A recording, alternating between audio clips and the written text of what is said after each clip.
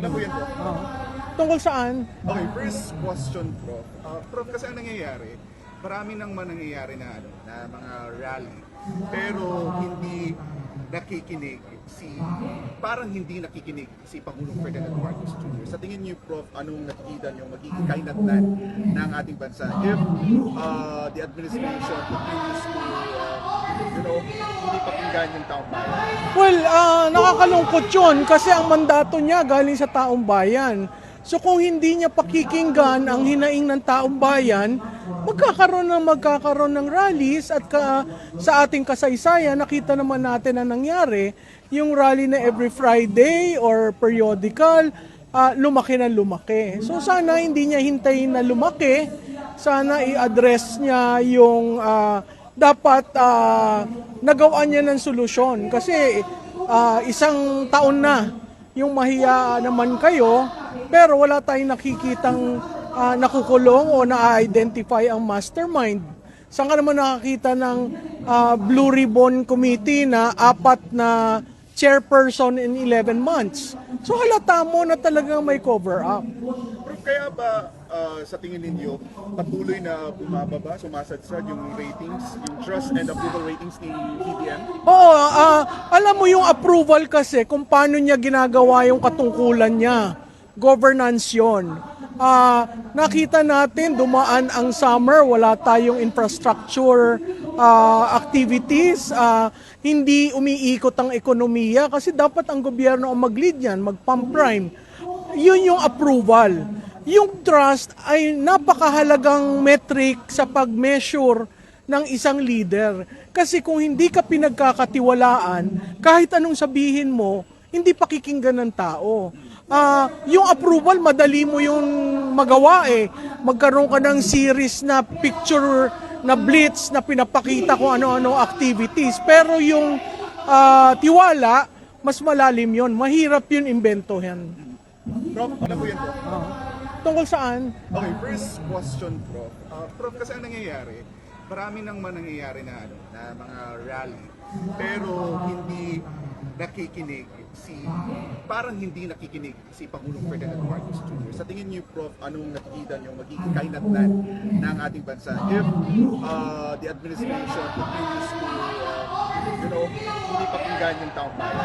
Well, nakakalungkot yun kasi ang mandato niya galing sa taong bayan.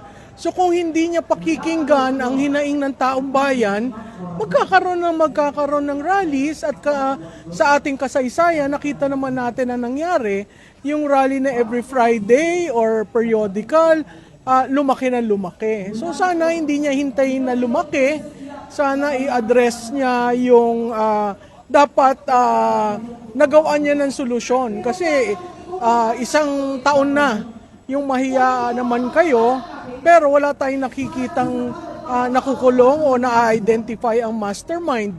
Saan ka naman nakakita ng Blue Ribbon Committee na 4 na chairperson in 11 months?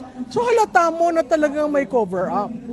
Kaya ba sa tingin ninyo patuloy na bumababa, sumasadsad yung ratings, yung trust and approval ratings ni BBM? Oo, alam mo yung approval kasi kung paano niya ginagawa yung katungkulan niya. Governance yun. Nakita natin, dumaan ang summer, wala tayong infrastructure activities, hindi umiikot ang ekonomiya kasi dapat ang gobyerno ang mag-lead yan, mag-pump prime. Yun yung approval. Yung trust ay napakahalagang metric sa pag-measure ng isang leader. Kasi kung hindi ka pinagkakatiwalaan, kahit anong sabihin mo, hindi pakikinggan ng tao. Yung approval, madali mo yung magawa eh. Magkaroon ka ng series na picture na blitz na pinapakita kung ano-ano activities. Pero yung tiwala, mas malalim yun. Mahirap yun imbentohin. Prof, ano po yan po? Tungkol saan? Okay, first question, Prof. Prof, kasi ang nangyayari, marami nang nangyayari na, na mga rally, pero hindi nakikinig parang hindi nakikinig si Pangulong Ferdinand Marcos Jr. Sa tingin niyo, Prof, anong nakikita niyo magiging kahinatnan ng ating bansa if the administration continues to, hindi pakinggan yung taong bayan. Well, nakakalungkot yun kasi ang mandato niya galing sa taong bayan. So kung hindi niya pakikinggan ang hinaing ng taong bayan, magkakaroon ng rallies at sa ating kasaysayan, nakita naman natin na nangyari, yung rally na every Friday or periodical, lumaki na lumaki. So sana hindi niya hintayin na lumaki, sana i-address niya yung dapat nagawaan niya ng solusyon. Kasi isang taon na yung mahiya naman kayo, pero wala tayong nakikitang nakukulong o na-identify ang mastermind. Saan ka naman nakakita ng Blue Ribbon Committee na 4 na chairperson in 11 months? So halata mo na talagang may cover up. Pero kaya ba sa tingin ninyo patuloy na bumababa, sumasadsad yung ratings, yung trust and approval ratings ni BBM? Oo, alam mo yung approval kasi kung paano niya ginagawa yung katungkulan niya. Governance yun. Nakita natin, dumaan ang summer, wala tayong infrastructure activities, hindi umiikot ang ekonomiya kasi dapat ang gobyerno ang mag-lead yan, mag-pump prime. Yun yung approval. Yung trust ay napakahalagang metric sa pag-measure ng isang leader. Kasi kung hindi ka pinagkakatiwalaan, kahit anong sabihin mo, hindi pakikinggan ng tao. Yung approval, madali mo yung magawa eh. Magkaroon ka ng series na picture na blitz na pinapakita kung ano-ano activities. Pero yung tiwala, mas malalim yon. Mahirap yun imbentohan. Prof, ano po yan po? Tungkol saan? Okay, first question, Prof.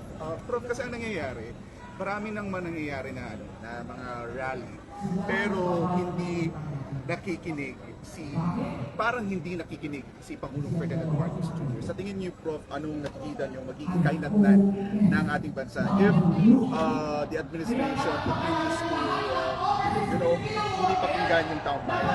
Well, nakakalungkot yun kasi ang mandato niya galing sa taong bayan.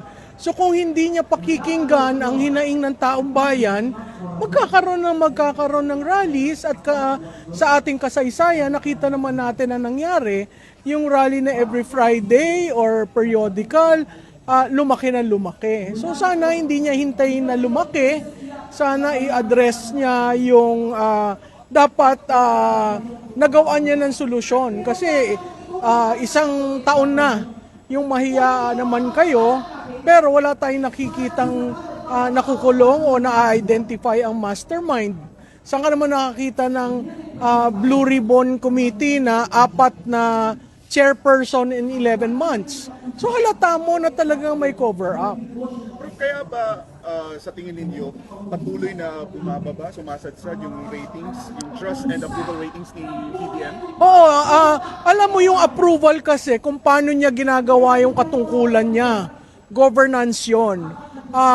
Nakita natin, dumaan ang summer, wala tayong infrastructure activities, hindi umiikot ang ekonomiya kasi dapat ang gobyerno ang mag-lead yan, mag-pump prime. Yun yung approval. Yung trust ay napakahalagang metric sa pag-measure ng isang leader. Kasi kung hindi ka pinagkakatiwalaan, kahit anong sabihin mo, hindi pakikinggan ng tao. Yung approval, madali mo yung magawa eh. Magkaroon ka ng series na picture na blitz na pinapakita kung ano-ano activities. Pero yung tiwala, mas malalim yon. Mahirap yun imbentohan. Prof,